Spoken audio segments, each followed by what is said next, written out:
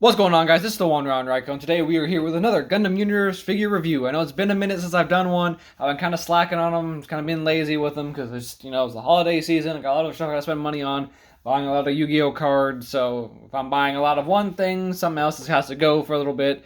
But these actually showed up at my local Walmart finally, and my friend gave me a heads up, so I went and grabbed all the wave, all the figures in this wave except for the $40 one because it just was not in store.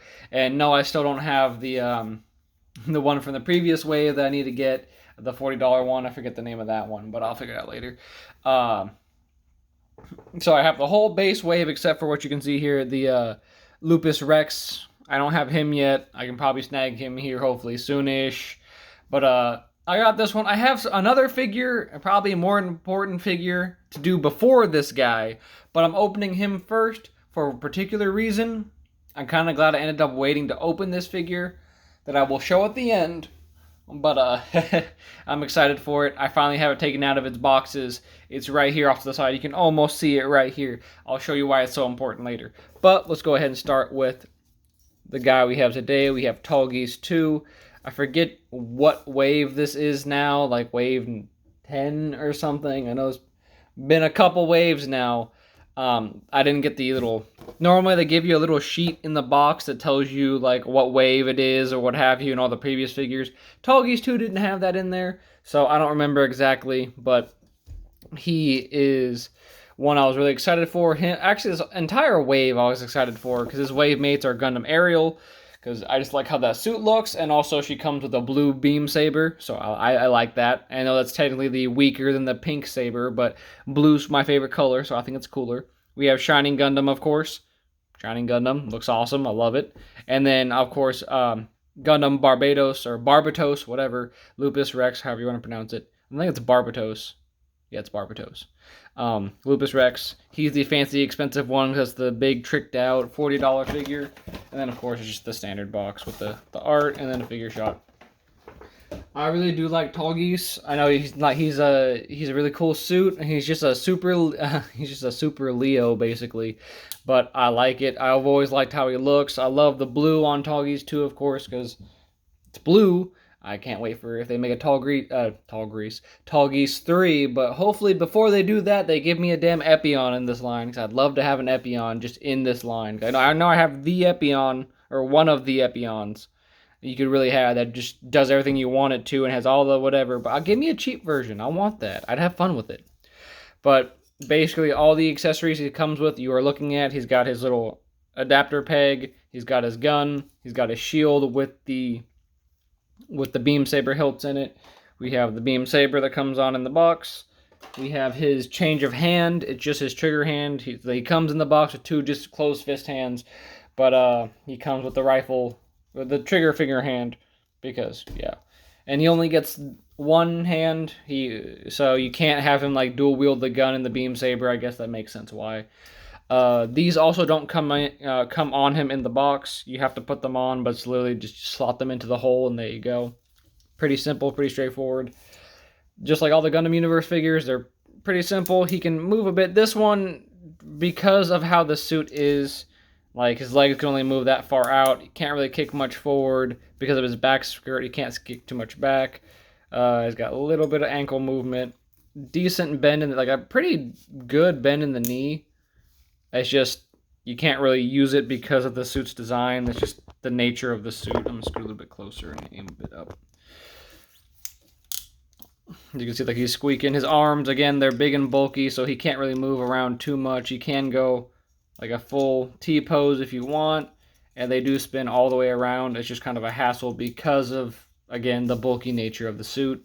These are actually on a little bit of a swivel, so you can actually go up and down if you want, which is nice. And you can technically cheat it by swinging it out side to side just because of how they go in. I don't know why you do that, but you can. The paintwork, for the most part, looks fine. His face looks good. I love the mohawk. Looks really nice. The red looks good. The gold looks good. I don't really notice any major like paint flaws. Of course, these are like factory fresh suits. There's no battle damage, and they're mainly, if the paint's not direly important, it's probably not going to be on here, so they only paint the minimum things. So this is a $25 figure. They're not expensive. They're just meant to be cheap, accessible, fun, and if you break it or do something crazy with it, it's no big deal.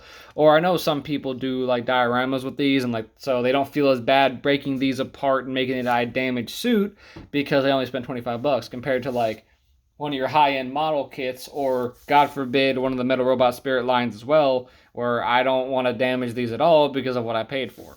These ones are a bit easier you can get away with because you can just buy it for 25 bucks, destroy it, or even just paint it up to look even more accurate or cooler, put a different gloss, a finish, like a dark wash. I think would look a lot of these would look better with like a dark wash on them, but I don't know how to do that. I'm an idiot. Yeah, I don't mess with that kind of stuff. I want to, I just haven't got around to it because life be like that.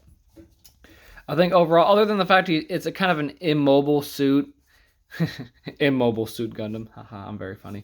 I do like how it looks. Definitely a good shelf sitter. Just the presence of it alone looks great. And let's get into some comparisons as well, because I have Tallgeese 1 right here. As you can see, I did miss out on putting the emblem on the shield. I forget exactly what it looks like on Tallgeese 2.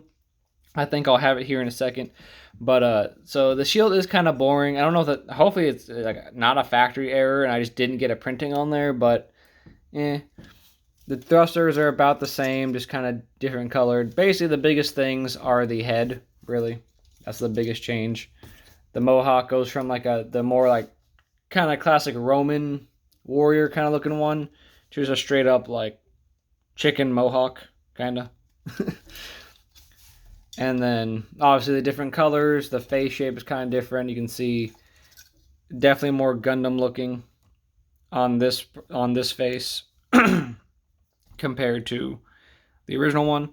They look good together. Definitely, you can tell it's clearly the same mobile suit, but upgraded, and that's the point. This is, I think, like the mid-season upgrade or whatever. I just hope we get a Tallgeese 3. I want a Tallgeese 3 in the Metal Robot Spirits, honestly. I would love that so much, but Tallgeese 2 is the step to get there. Looks good next to his previous counterpart. They look really well together. Obviously, this one looks better because it's more blue.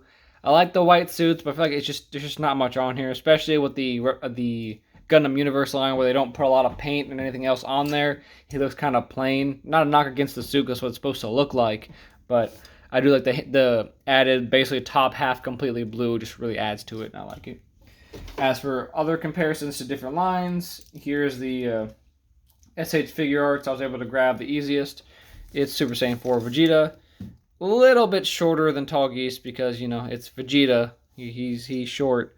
But they scale pretty well. So again, if you wanna have a Dragon Ball fight with a Gundam, why not? Just have Super Saiyan 4 Vegeta fight Tallgeese 2. Why not? And then rest in peace, Lightning Collection. Here he is next to the Lightning Collection Lunar Wolf Ranger.